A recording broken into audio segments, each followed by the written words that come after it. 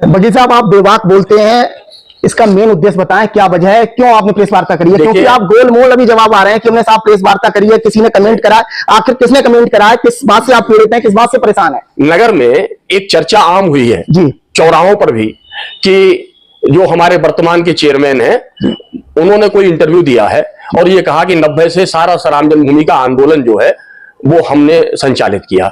उस समय यहां पर नवाबगंज में बजरंग दल के जिला संयोजक मुकेश सक्सेना हुआ करते थे, नगर अध्यक्ष प्रेम प्रकाश रस्तोगी हुआ करते थे और सुरेश जी विश्व हिंदू परिषद के नगर अध्यक्ष थे।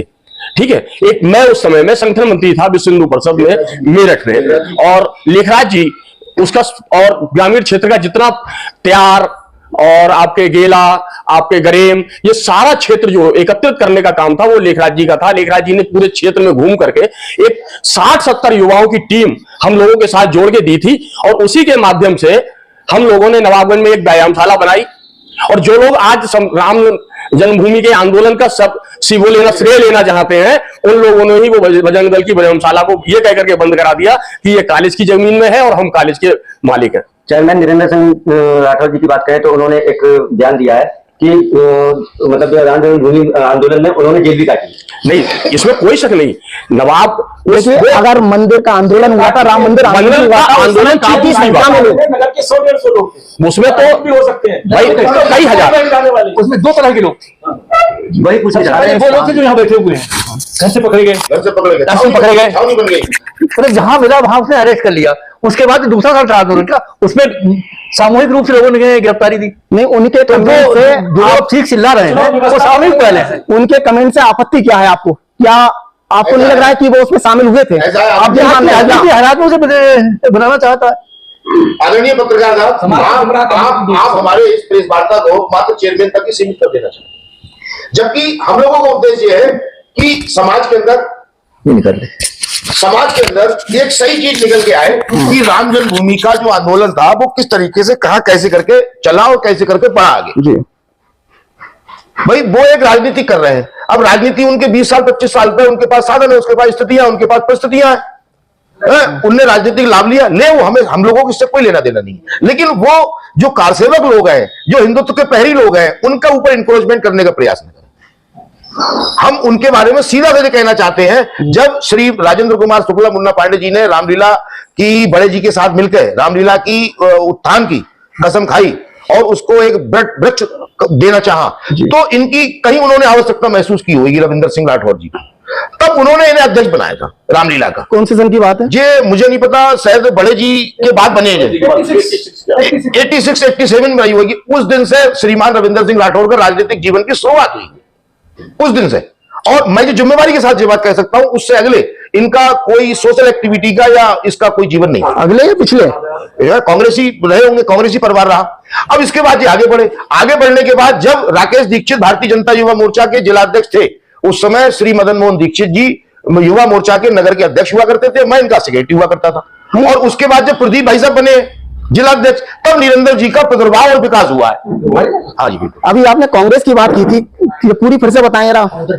मेरा कहने मैं जिम्मेवारी से ये बात कहता हूं कि जब श्री राजेंद्र कुमार शुक्ला मुन्ना पांडे जी ने और श्रीमान जमुना प्रसाद जी ने रामलीला को एक बट वृक्ष का रूप देने का प्रयास किया, तब इनकी आवश्यकता कहीं रविंद्र भाई साहब की महसूस हुई।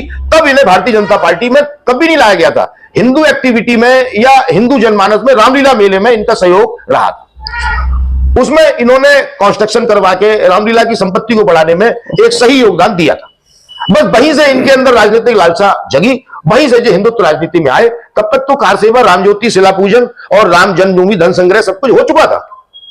और आप इसको बेमतलब में हम लोगों को उनसे जोड़ना चाहते हैं। भाई क्या लेना देना? उनके पास भगवान ने साधन बनाया है, राजनीति गिव एंड टेक की है, उनने दिया उनने लिया, वो कुछ कर रहे हैं, हमसे उससे कोई लेना देना नहीं। हम लोग जो चाहते हैं कि ये जो चेहरे बैठे हुए बहुत से मर गए, हरिशंकर सक्सेना जी जो है एक्सपायर हो गए, बल्ली मर गए, हरिंदर चौहान चले गए, विपिन पांडे चले गए। ये सब लोग नवाबगंज के एक तरीके से हिंदू राजनीति के सजग प्रेरित हुआ करते थे।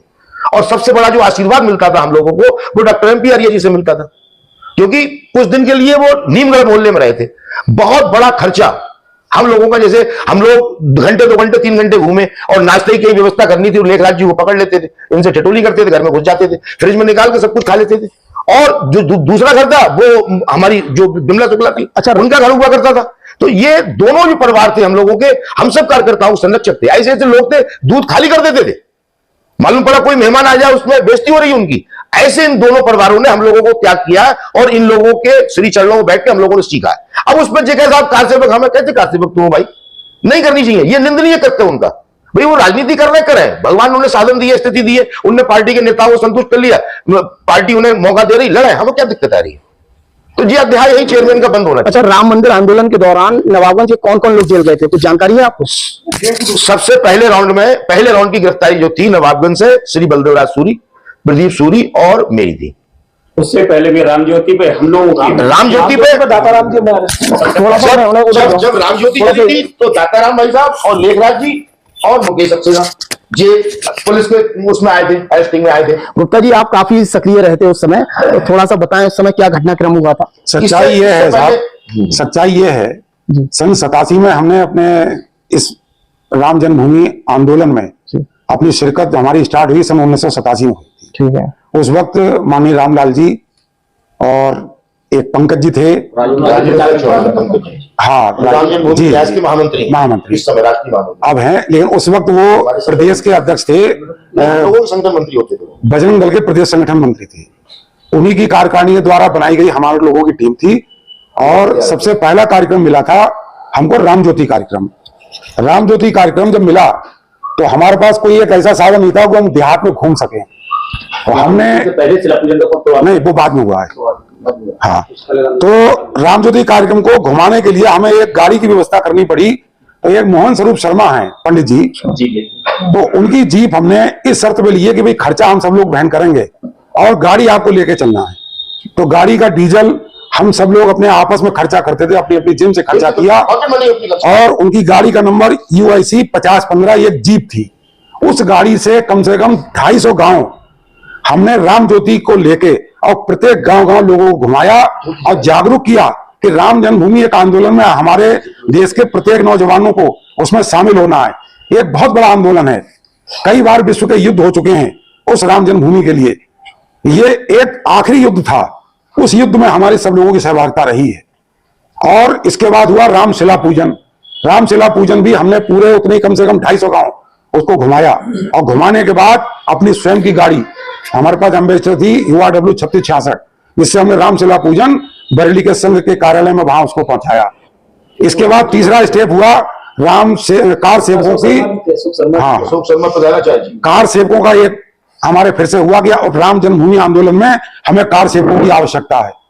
तब हमारे नवाबगंज के नगर से हमारी एक बहुत बड़ी टीम, जिसमें हम, लेखराज और ये विनोद श्रीवास्तव, हर्षरूप और गरेम से थे, 7 लोग बाबा बलराम दास, त्यार जागीर के थे, हाँ त्यार से थे, 2 लोग थे सौदर नगला से, हरीश गंगवार और एक लड़का और था हमारे साथ में।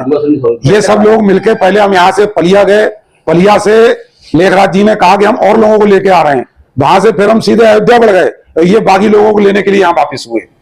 तो आपके साथ में ये भी थे, लेकिन पलिया होते हुए बहराइच तक ट्रेन से गए, और बहराइच के बाद नानपारा तक फिर हम लोगों ने यात्रा की है, और लगभग 9 दिन पैदल चलते चलते जंगल होते हुए तब हम लोग अयोध्या पहुंचे हैं। राम जन्मभूमि का आंदोलन कोई हिंसात्मक नहीं था, ये राजनीतिक आंदोलन था।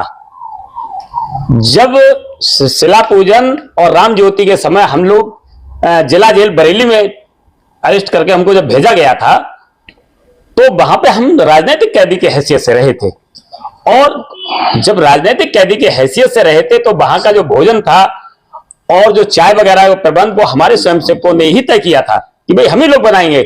हमको जेल प्रशासन व्यवस्था पे कोई विश्वास नहीं था।